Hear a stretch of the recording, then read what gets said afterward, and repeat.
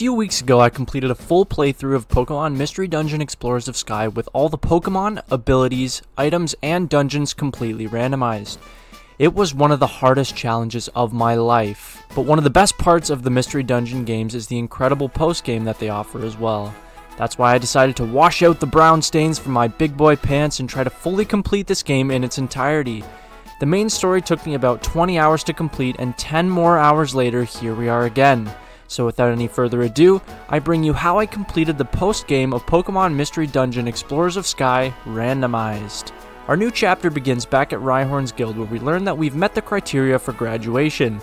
Apparently at Rhyhorn's Guild, all it takes is defeating the Lord of Time and saving the world, so nothing too crazy. All we have to do is go to Luminous Spring and retrieve the treasure there. However, the Grand Master of all things bad lives there, so we're gonna have to defeat them too. On the way, we meet Beautifly and Buizel, and they tell us that there's no such thing as a Grand Master of all things bad, so clearly someone, Rhyhorn, is tugging on our nuts. After arriving to Mystifying Forest, we get through the first few floors with no problems, but shortly after I notice Mareep is only using the move Struggle, which can only be used when a Pokemon is completely out of PP on all of its moves. Struggle has a very high recoil damage, so I needed to find a way to prevent Mareep from attacking anything for the remainder of the dungeon. Needless to say, this strategy only worked for a limited time before we couldn't avoid our fate. Oh god, Mareep's got a death wish. No, we're on the staircase, dude. No. Oh, come on, man. Picking up right where we left off, I guess. We try again right after and amazingly make it through the first try with no issues. We stumble across a suspicious looking clearing but think nothing of it as we try to continue to Luminous Spring. We then fall into the obvious trap where we are confronted by the Grand Master of all things bad himself. The real guild exam is needing to defeat all of the guild members in a battle. Luckily, nothing here poses a real threat to us considering we have Discharge on Mareep. Mareep takes out over half of our peers with the first Discharge, and shortly after we are left to face just Rhyhorn 2-on-1. There we go. Easy. Extremely easy.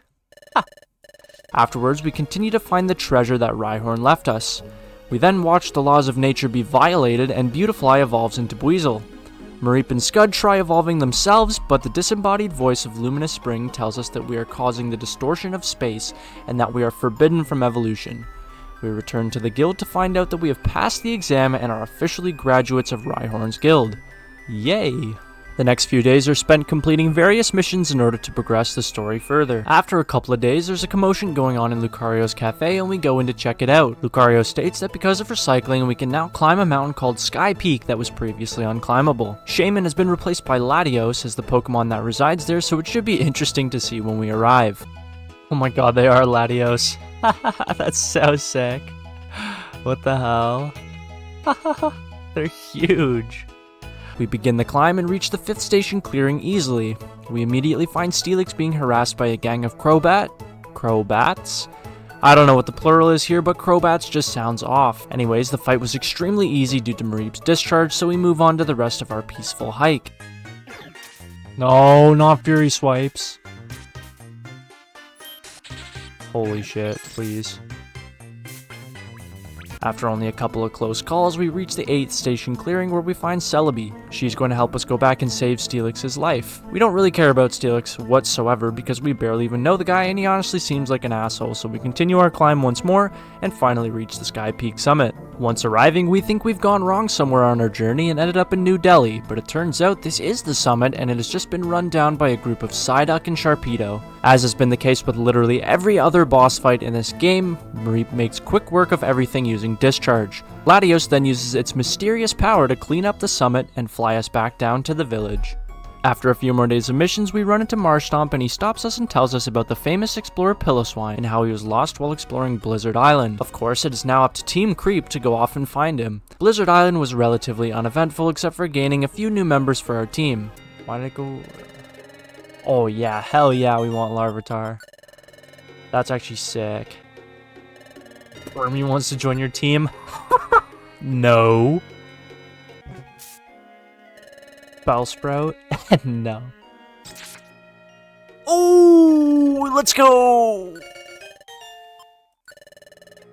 Armed with our new teammates, we clear Blizzard Island and are greeted by yet another cave in which supposedly Pillowswine is trapped. Sorta an odd design for the cave, but oh well. I end up deciding to postpone Crevice Cave in order to return to Treasure Town and make some adjustments to our roster. We evolve Larvitar into Pupitar and add Scyther to active duty. With our new super team assembled, we head off to Crevice Cave at last in search of the explorer Pillowswine. Our super team is unstoppable as we reach the final chamber without a single scratch. There we are greeted with Pillowswine trapped in ice and his captor Shieldon waiting for us. As you would expect, we clobber Shieldon, definitely not because the battle was 4v1. We rescue Pillowswine and bring him back to civilization, where he gives us the secret rank as a reward. Some money would have been nice, but beggars can't be choosers. It is at this point in the game that I realize that while using our starters, the postgame is just simply too easy, and I decide to make a change to the team.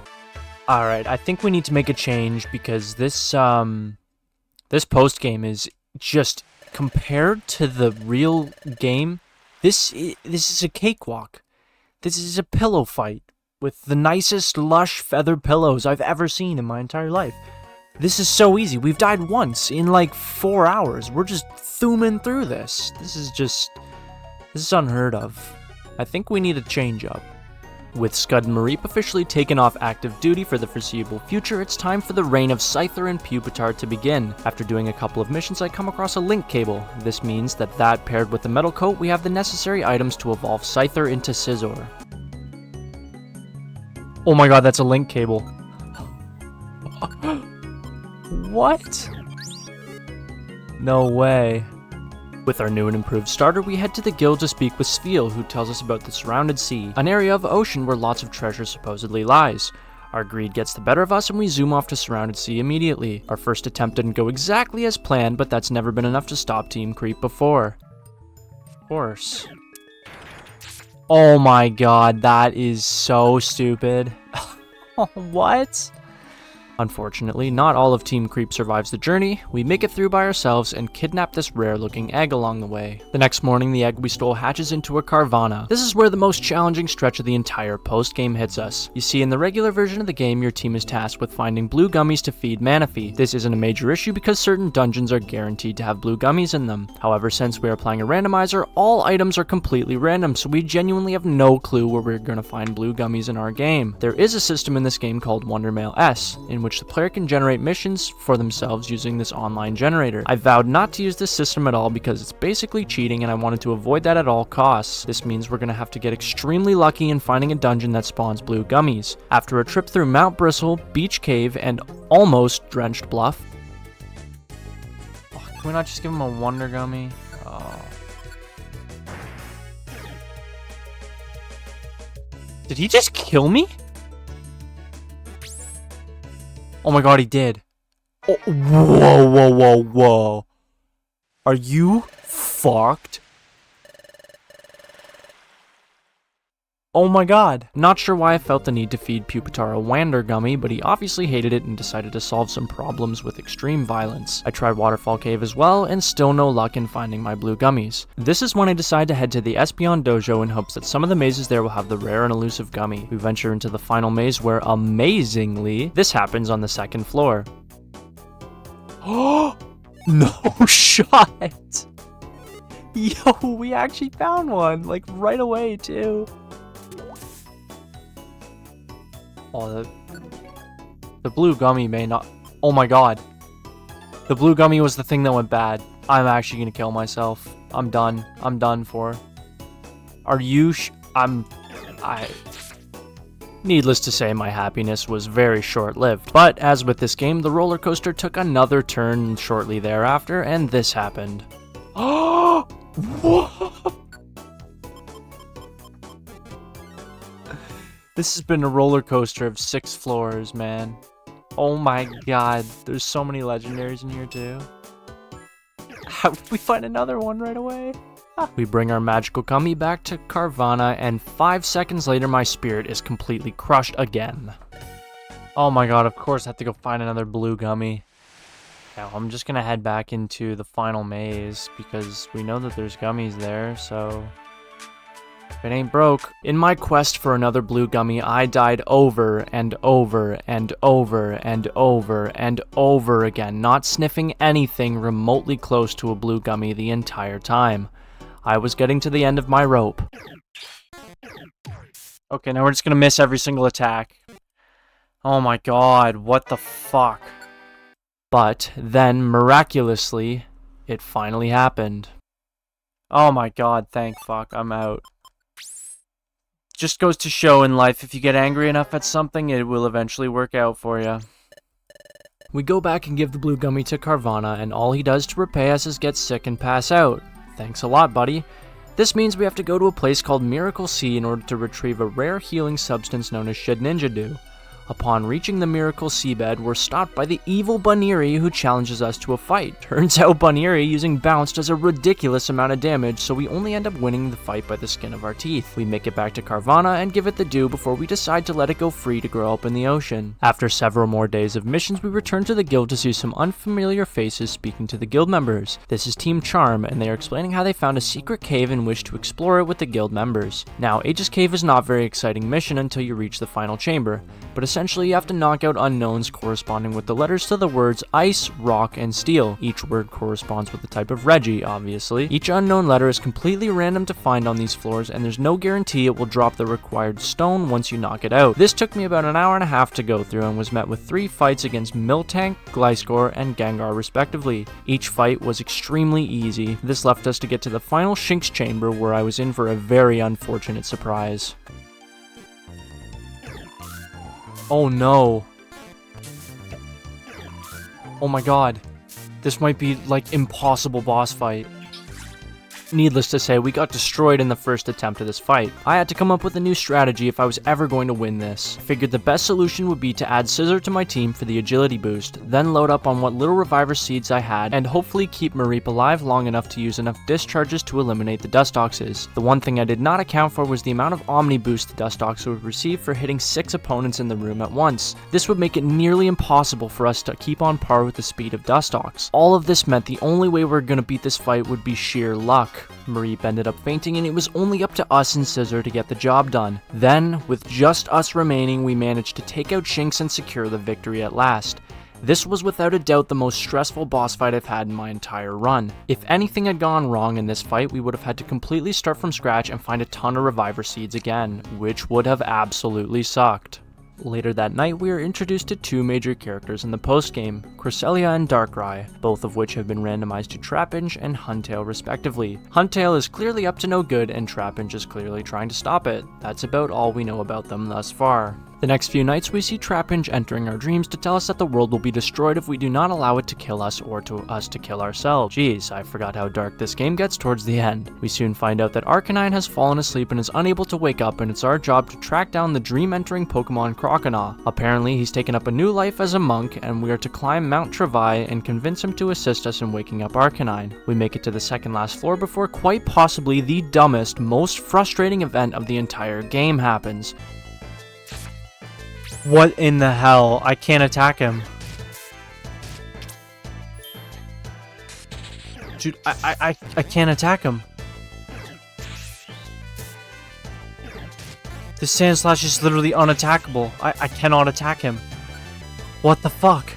I can't do anything here. All I could do to dispose of the invincible Sandslash was to throw gold thorns at it until it faints. However, my problems weren't going away that easily. No, please let me get to the stairs. What the fuck?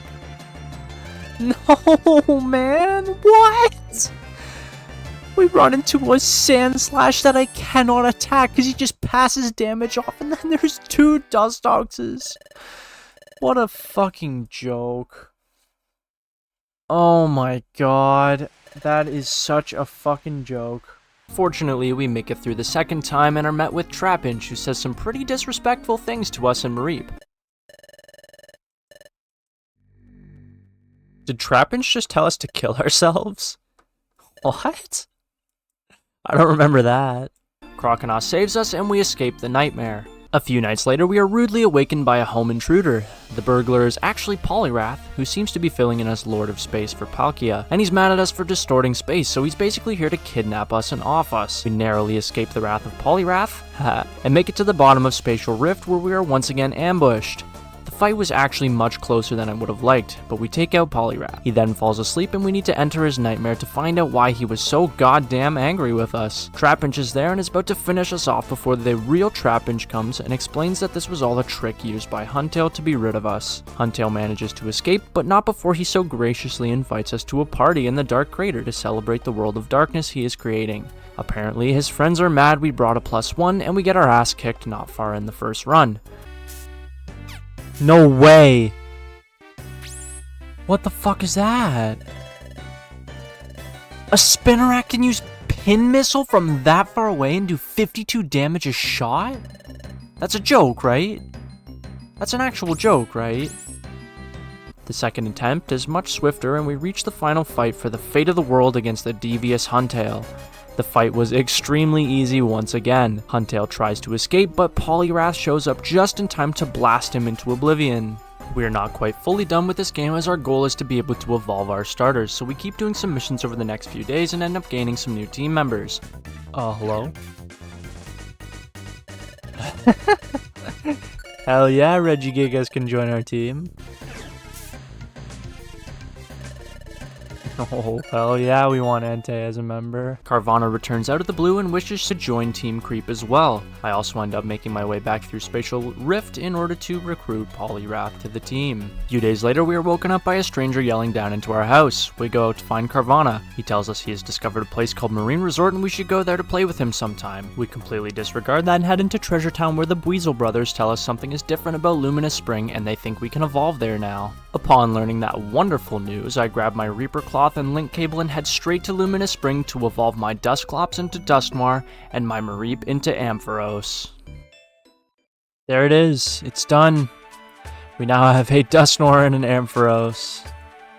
I had finally done it. After over 30 hours, we were able to beat this entire game and evolve our starters. Now for those who don't know, there are plenty more missions and discoveries in this game, which is part of the reason why I love them so much. This challenge was incredibly fun to do, and I would highly recommend you give it a try because randomizing any game adds so many challenges and truly makes it feel like you're playing a completely different game. I hope so much that Explorers of Sky eventually gets a remake, but until then, this will have to do. Wow, excuse the mop on my head. Anyways, thank you so much for watching this one, especially if you watched both this one and the main story. I had a ton of fun doing this. It was very challenging, but definitely worth it, so I appreciate anyone who watches this one, and especially if you watch the other one. I'll leave a link in the description below to the main story if you're interested in watching that too. But anyways, that'll do it for this challenge. Hope you enjoyed, and I'll see you in the next one. Take care.